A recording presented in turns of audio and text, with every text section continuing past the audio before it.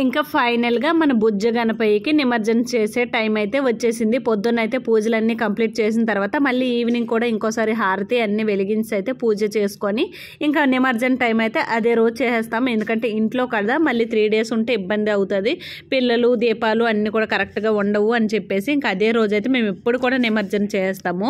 ఇంట్లో అయితే పెట్టుకోము. అమ్మ ప్రసాదాలు అన్నీ కూడా పెట్టినవన్నీ తీసి దేవుడిని అయితే ఇలా ప్లేట్లో పెట్టి అందరి తల మీద 4 అడుగులు అయితే వేసేస్తాము ఇంట్లోనే. తర్వాత అయితే పట్టుకొని వెళ్ళి మాకు దగ్గరలో ఉన్న ఒక చెరువులో అయితే అనిపిస్తామన్నమాట. ఇంకా అదిగో మా బాబు తల మీదకి అయితే ఫస్ట్ ఎత్తాము.